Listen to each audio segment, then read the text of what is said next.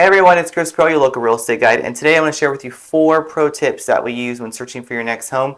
No matter what online platform you're going to utilize, it's going to make you a searching ninja. I guarantee it. Let's check them out.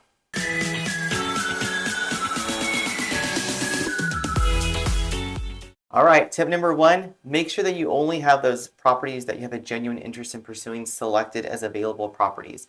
Remove the auction properties, remove the foreclosures. Those are not going to be typical properties that most people can close on because of the requirements that are placed upon them. And my number 1 pet peeve, pre-foreclosures. These properties sneak in, they look great, they have a low price, and what happens is whenever somebody misses that first 30-day payment or 60 days, that information becomes public and gets pushed into these platforms. That person has not solicited the services of a real estate professional. They forgot their payment, they're on vacation, it got lost in the mail. These are not properties that are available. Unfortunately, I wish they were. And while we're on the topic, you should probably only be looking at properties that are active, are available. If they're active under contract, if they're pending, you can have your real estate professional follow up and see what the story is, but for the most time, they're spoken for. And even though some of you, I know you like a challenge, but if they're already spoken for, you should let them run their course and then just keep an eye on them because you never know what could happen.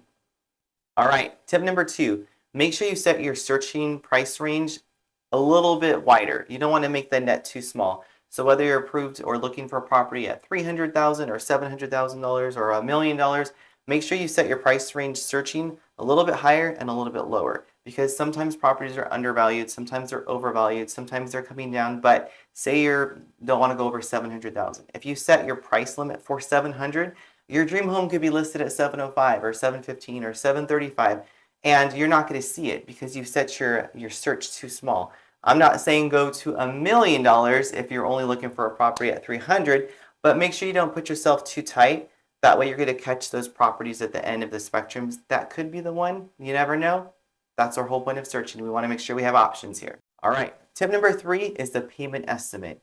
This happens all the time. Everyone's excited to move forward, and then you get that first payment estimate, usually from your lender, hopefully your realtor if they're on it, and you're like, what the hell just happened? This is not what the app said my payment was going to be.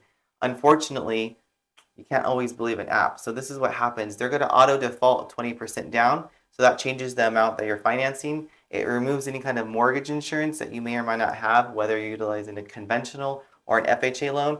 And then usually the taxes and the homeowner's insurance get estimated really low. In the Inland Empire, we're about 1.25, higher if you're in some of the communities that have special assessments. So you really have to pay attention to those to make sure that the numbers that are going to be utilized for your payment are the correct ones. Okay, you made it to tip number 4, the final one, and that's going to be the value estimator. Now this is a tricky one, right? Because it's so packaged nicely. These platforms have it right there for you to see. Sometimes it's a good number, sometimes it's a bad number, but this is where they fall short. They're utilizing algorithms and artificial intelligence to extrapolate this data. That's pretty basic. Bedroom, bathroom count, square footage, lot size, and then they're averaging the numbers and assigning a value to this property, when really there's so much more that goes into creating a value range for a property.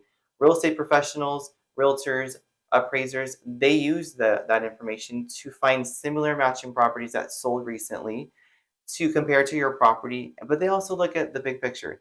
They look at location, they look at neighborhood, they look at orientation, and then what they start to do is they start to look at these properties that sold that we're using as comparables, and they start to pick them apart as far as updates and any kind of upgrades that have been done. And then they're going to go through your property and they're going to start adding and subtracting value based on key components of that house until they have a very finite value range for that property based on current market data. Okay, those are my 4 tips to be a successful online ninja, no matter what platform you're going to be utilizing. So feel free to comment below. Don't forget to like and subscribe. And as always, thank you for spending time with your real estate guide.